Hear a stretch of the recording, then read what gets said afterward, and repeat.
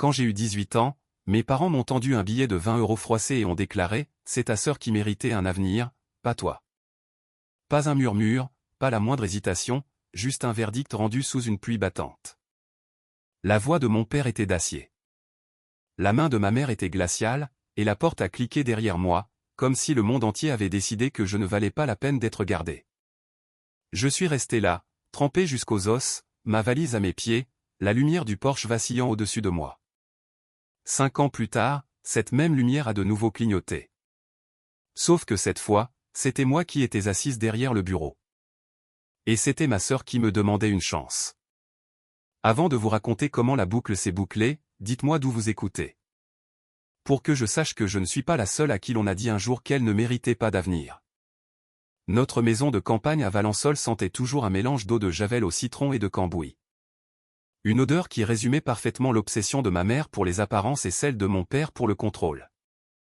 De l'extérieur, nous avions l'air d'une famille normale, presque idyllique, avec les champs de lavande pour toile de fond. À l'intérieur, nous étions une hiérarchie silencieuse, avec ma sœur Manon au sommet, et moi, quelque part en dessous, dans les marges. Mon père, Jean Dubois, gérait un petit garage automobile après avoir quitté son poste d'enseignant. Il croyait fermement que la sueur était la preuve de la valeur d'un homme. Maman, Monique, tenait les comptes de la famille comme elle tenait ses émotions, en colonnes bien nettes, sans la moindre place pour l'erreur ou le désordre. Et Manon, elle, était leur miracle. Jolie, éloquente, une future étudiante en communication avec un sourire qui aurait pu éclairer un stade. Chaque compliment prononcé dans cette maison se courbait vers elle, comme la lumière se plie vers sa source. J'ai appris très tôt que ma place était sur la chaise pliante au bout de la table du dîner. Ses pieds en métal froid et instable, facile à ranger, à faire disparaître. Quand Manon a eu 16 ans, elle a reçu une vieille Renault 4 avec un énorme ruban rouge noué sur le capot. Moi, j'ai eu une carte cadeau pour une librairie. Maman m'a dit, « Tu aimes tellement lire, n'est-ce pas ?» J'ai répondu, « Merci », en faisant semblant que le mot ne me brûlait pas la gorge. Mais le jour où l'enveloppe est arrivée, celle avec le sceau de l'université, j'ai cru un instant que le scénario pouvait changer. J'avais travaillé après les cours, donné des cours de soutien à des enfants, réparé de vieux appareils électroménagers, tout ça juste pour économiser de l'argent. Quand j'ai déchiré cette enveloppe et que j'ai vu le mot « Félicitations », j'ai pensé qu'enfin, ils allaient peut-être me voir. Ce soir-là, je me tenais dans la cuisine, tenant la lettre comme un drapeau. Je suis admise à l'université de Poitiers, ai-je annoncé. Ils m'ont accordé une bourse. Ce n'est pas une bourse complète, mais... Papa n'a même pas levé les yeux de son journal. On ne peut pas payer 2 frais de scolarité, a-t-il dit d'un ton plat. Maman a soupiré, en triant des factures sur le comptoir. Les études de droit de Manon coûtent déjà très cher. Il faut que tu sois réaliste, Chloé. Réaliste ? Ai-je répété, le mot s'étranglant dans ma gorge. J'ai travaillé pour ça. Je peux payer le reste. Papa a posé son journal. Sa voix est devenue tranchante. Alors paie la totalité. Tu as 18 ans, Chloé. Il est temps que tu deviennes indépendante. Le téléphone de Manon a vibré. Elle a souri en regardant son écran, puis a dit doucement, presque pour elle-même, elle réagit de manière excessive. Ce mot, excessive, a été le détonateur. J'avais avalé leur silence pendant des années, mais ce soir-là, j'ai dit ce que je n'avais jamais osé. Vous ne m'avez même jamais demandé ce que je voulais. La table est devenue silencieuse. La main de maman a tremblé une seule fois avant qu'elle ne plonge dans son sac à main, n'en sorte un billet de 20 € et ne le presse dans ma paume. Sois indépendante, a-t-elle répété, sa voix un écho glacial de celle de mon père. Papa n'a plus jamais levé les yeux. J'ai fait ma valise cette nuit-là. Une seule valise, quelques cahiers, ma lettre d'admission pliée dans la poche de ma veste. Quand je suis sorti, la pluie avait déjà commencé à tomber, une averse d'été violente et froide. Manon se tenait à la fenêtre, son reflet flou sur la vitre. Elle n'a pas fait un geste pour me dire au revoir. C'est comme ça que tout a commencé. Avec une porte qui se ferme et le bruit du tonnerre qui avale mon nom. La première nuit seule, j'ai appris à quel point le métal peut être froid. Le banc de l'arrêt de bus était glissant de pluie, et les 20 € dans ma poche étaient déjà humides. Chaque voiture qui passait m'éclaboussait, me faisant sentir un peu plus petite, un peu plus insignifiante. Je n'arrêtais pas de fixer la lettre de l'université de Poitiers, l'encre commençant à baver, les mots qui tentaient encore de signifier quelque chose. Vers minuit, les lampadaires grésillaient comme s'ils grelottaient eux aussi. Je me répétais que je trouverais un moyen, un travail, une chambre, n'importe quoi. Mais la vérité, c'est que je n'avais même pas d'adresse à inscrire sur un formulaire. La troisième nuit, mon corps était endolori par la fièvre. L'air semblait piquant dans mes poumons. Je me souviens de la voix d'un homme perçant le ronronnement des pneus. « Et, ça va ?» Il devait avoir la cinquantaine, des cheveux grisonnants, des yeux bienveillants. Il s'appelait Stéphane Fournier, un chauffeur routier qui s'était arrêté pour prendre un café. Il m'a donné sa veste, a appelé les secours et est resté jusqu'à l'arrivée de l'ambulance. Les lumières de l'hôpital étaient trop vives, trop propres. Une infirmière a attaché un bracelet à mon poignet. Nom, Chloé Dubois. Adresse, inconnue. Ce mot m'a frappé plus durement que la pneumonie. Inconnu. À mon réveil, il y avait un gobelet en polystyrène de jus d'orange sur le plateau et un billet de 20 € soigneusement glissé dessous. L'infirmière m'a dit que l'homme l'avait laissé pour moi. Il avait dit, elle en aura plus besoin que moi. Ils m'ont laissé sortir 2 jours plus tard, encore faible, avec une brochure pour un foyer d'accueil, l'abri. Il était coincé entre une laverie et un mont-de-piété, avec sa peinture écaillée et son enseigne clignotante, mais à l'intérieur, il y avait de la chaleur. La femme qui le dirigeait, Marie Leroy, m'a regardé comme personne ne l'avait fait depuis longtemps, droit dans les yeux. « Tu as un lit, un casier, une chance de te reconstruire. C'est tout ce que nous demandons, a-t-elle dit. Alors, j'ai nettoyé les sols, plié les draps, récuré les salles de bain. Mes mains étaient gercées par l'eau de Javel, mais le travail me semblait être la preuve que j'existais. Les autres femmes m'appelaient « la silencieuse ». Je gardais la tête baissée, j'économisais mes tickets restaurants, je collectionnais les annonces d'emploi. Un après-midi, Marie a épinglé une feuille sur le tableau d'affichage. Cherche aide, le bistrot de Valérie, angle rue de la République. C'était écrit à la main, le genre d'annonce que les gens ignorent. Mais je l'ai vu et j'ai pensé, c'est peut-être là que ça commence. Le lendemain matin, j'y suis allé avec des chaussures empruntées. Le bistrot sentait le café et le pain grillé, le genre d'endroit qui ne prétendait pas être autre chose que ce qu'il était. Derrière le comptoir se tenait Valérie Garcia, les manches retroussées, les cheveux striés de gris. Elle m'a jeté un coup d'œil, a vu mon manteau de friperie et le bracelet de l'hôpital encore à peine visible à mon poignet. « T'as déjà fait le service ? » « Non, ai-je dit, mais j'apprends vite. » Elle m'a lancé un tablier. « Bien. Commence par les bouteilles de sirop. Si tu tiens la semaine, je te paierai. » Cette nuit-là, en essuyant le comptoir et en écoutant la pluie tapoter contre la fenêtre, j'ai réalisé quelque chose, le silence ne signifie pas forcément la défaite. Parfois, c'est juste le son de la reconstruction. Les jours au bistrot de Valérie se sont enchaînés, se fondant les uns dans les autres. Les matins étaient épais de l'odeur de lard grillé, les nuits résonnaient du sifflement de la machine à café. Mes bras me faisaient mal, mes pieds étaient couverts d'ampoules, mais pour la première fois, l'épuisement me semblait propre. Il était à moi. Valérie Garcia n'était pas du genre à gaspiller ses mots. Elle me corrigeait sans même lever les yeux. « Tu as oublié un coin. » Les clients remarquent les détails. Son ton était rude, mais ses yeux portaient un respect silencieux qui grandissait à mesure que j'arrêtais de trouver des excuses et que je commençais à régler les problèmes avant même qu'elle ne les signale.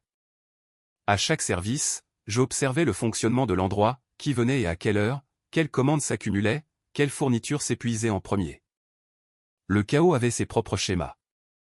Dès la 2e semaine, j'ai commencé à réorganiser. Les salières étaient remplies par section, les condiments triés par date de livraison, les factures empilées par fournisseur.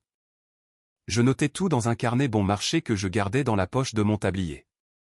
Un matin, un camion de livraison a fait marche arrière dans la ruelle, en retard, encore une fois. Le chauffeur, Léo Moreau, a sauté de sa cabine en fredonnant. « Désolé, la circulation », a-t-il dit en roulant des caisses par la porte de derrière. Je l'ai aidé à décharger. Les œufs ici, la farine là, les denrées périssables devant. Il m'a observé un instant, puis a souri. « Tu tries toujours tout comme ça ? Ça rend les choses plus faciles à trouver plus tard, ai-je répondu. Tu as le sens des systèmes, toi, a-t-il répliqué. C'était le premier compliment qui ne ressemblait pas à de la charité.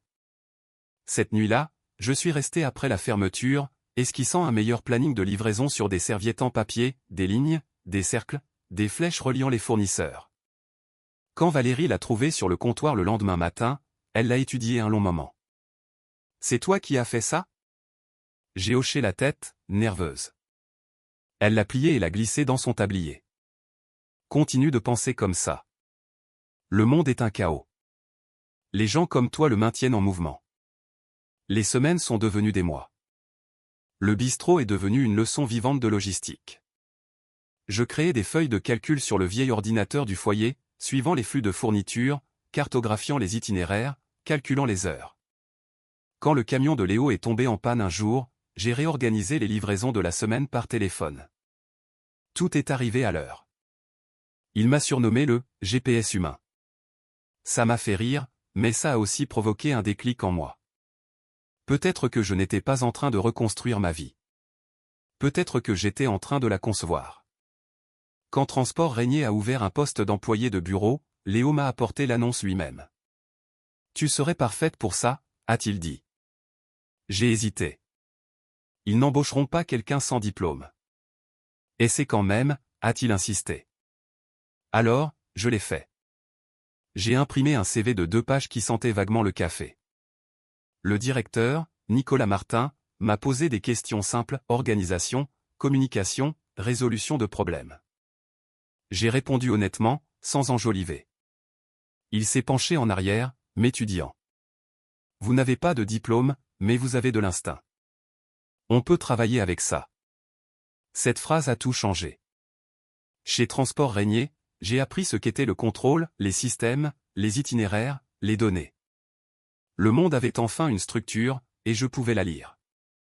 En un an, je suis devenu celle qui réécrivait ces itinéraires, corrigeant les inefficacités que personne d'autre ne voyait. C'est à ce moment-là que j'ai compris que je n'avais pas besoin de leur table. J'étais en train de construire tout un réseau.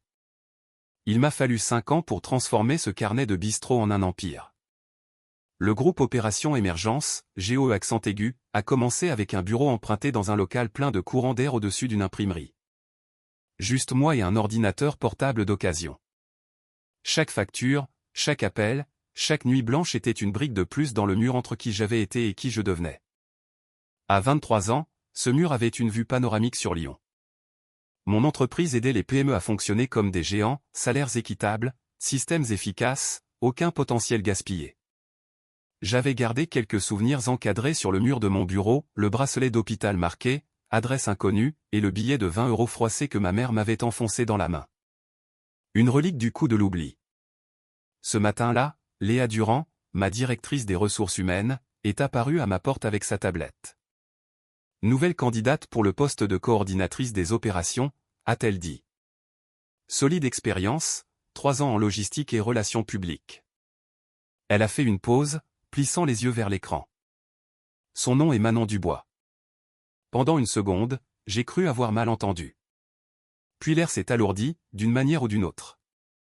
Je n'ai pas levé les yeux. J'ai juste dit, planifier son entretien pour mardi. Mardi est arrivé avec une pluie fine et régulière, douce et rythmique contre les fenêtres. Je suis arrivé tôt, j'ai arrangé les papiers sur mon bureau, puis j'ai fixé le billet de 20 € encadré. L'encre s'était estompée en un fantôme de verre, mais le souvenir était aussi vif que jamais. À 9 heures précises, Léa a frappé une fois avant d'ouvrir la porte. Elle est là. Faites-la entrer. Le cliquetis des talons sur le parquet poli. Ce même rythme confiant que j'avais jadis envié lorsqu'elle descendait le couloir de notre maison à Valençol, se prélassant dans l'attention de nos parents. Quand la porte s'est ouverte, Manon est entrée, posée, élégante, les cheveux relevés de la même manière que maman le faisait pour ses récitals. Elle a souri poliment.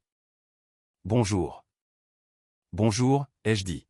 « Veuillez vous asseoir. » Elle ne m'a pas reconnu. Bien sûr que non. Pour elle, j'étais un fantôme portant le succès comme une armure. Léa a fait les présentations formelles, inconsciente de l'histoire qui saignait dans la pièce. Voici mademoiselle Chloé Dubois, fondatrice et PDG.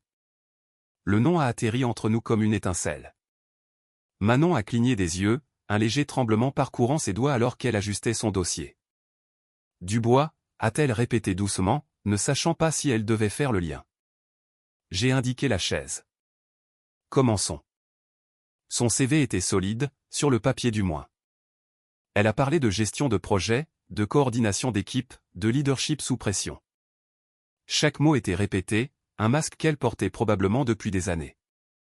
J'ai écouté, laissant le silence combler les vides entre ses phrases jusqu'à ce qu'elle commence à s'agiter sur son siège.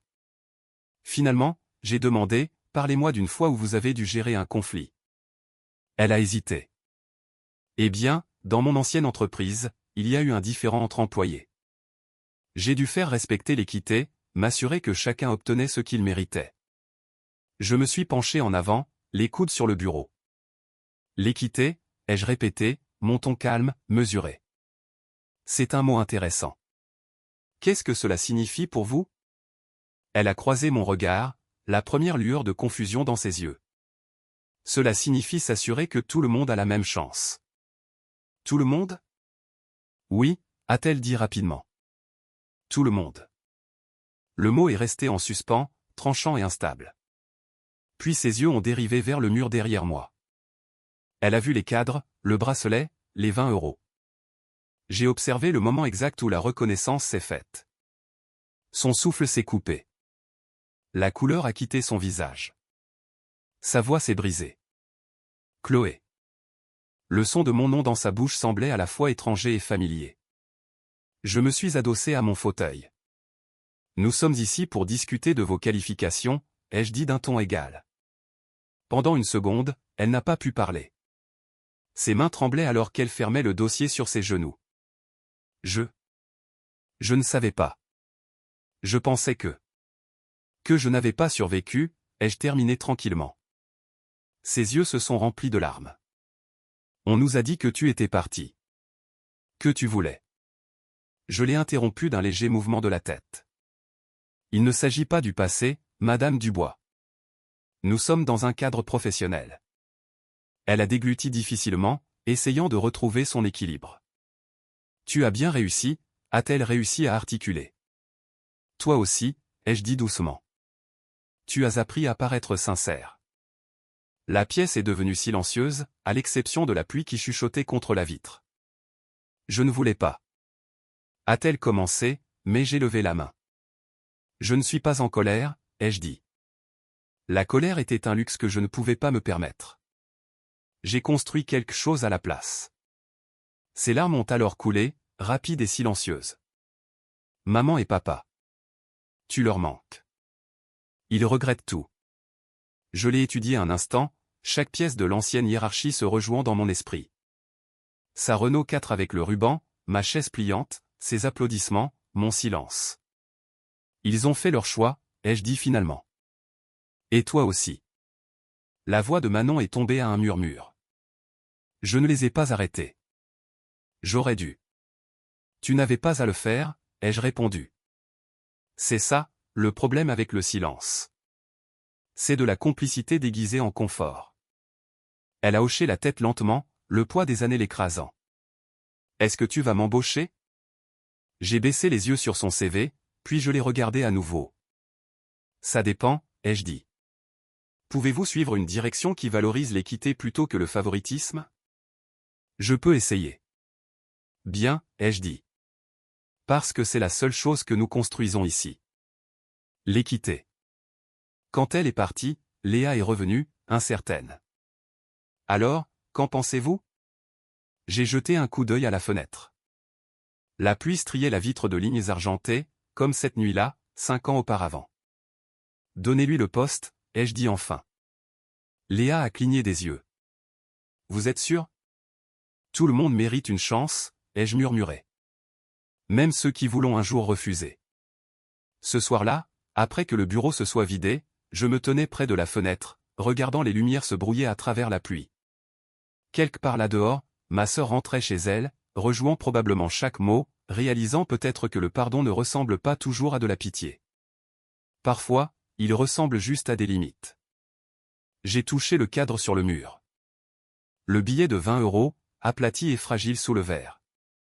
Ils m'ont claqué une porte au nez, ai-je pensé. J'en ai construit une qui reste ouverte. Le téléphone a vibré sur mon bureau. Maman. Je l'ai laissé sonner une fois, 2 fois, puis j'ai appuyé sur silencieux. Le son s'est estompé, remplacé par le bourdonnement de la pluie et le bruit de la ville en contrebas. Pour la première fois depuis des années, le silence ne ressemblait pas à une absence. Il ressemblait à la paix. Le lendemain matin, le soleil a percé les nuages, transformant la pluie sur la fenêtre de mon bureau en un scintillement. Pour une fois, la ville semblait calme, comme si elle avait expiré avec moi. Manon est arrivée pour son premier jour, en avance, nerveuse, portant un carnet au lieu de son orgueil. Quand je l'ai croisée dans le couloir, elle s'est arrêtée. « Merci de me donner une chance », a-t-elle dit doucement. J'ai hoché la tête. « Mérite-la », ai-je répondu, sans méchanceté. Elle a souri faiblement, comme quelqu'un qui réapprend une langue qu'elle parlait autrefois. Tout au long de la journée, je l'ai regardée travailler, silencieuse, appliquée, incertaine de ses pas, mais essayant.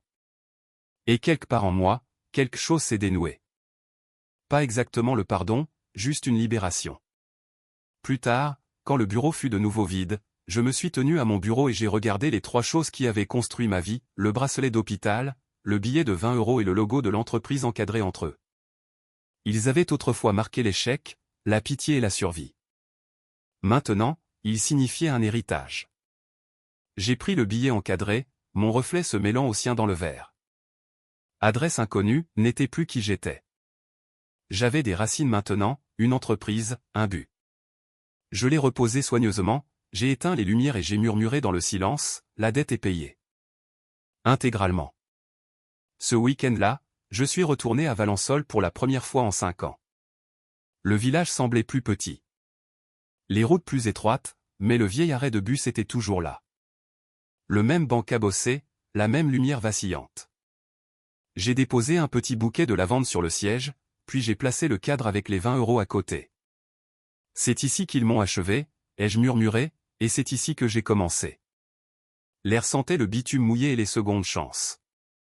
Je suis resté là un long moment, n'attendant personne, écoutant simplement la pluie frapper le toit métallique. Elle ne semblait plus cruelle. Quand je me suis retourné pour partir, l'aube se levait, un or pâle se déversant sur la rue vide. Parce que tout le monde mérite un avenir, même ceux à qui l'on a dit qu'ils n'en méritaient pas. Si cette histoire vous a trouvé, partagez-la. Dites-moi d'où vous écoutez. Vous n'êtes pas seul.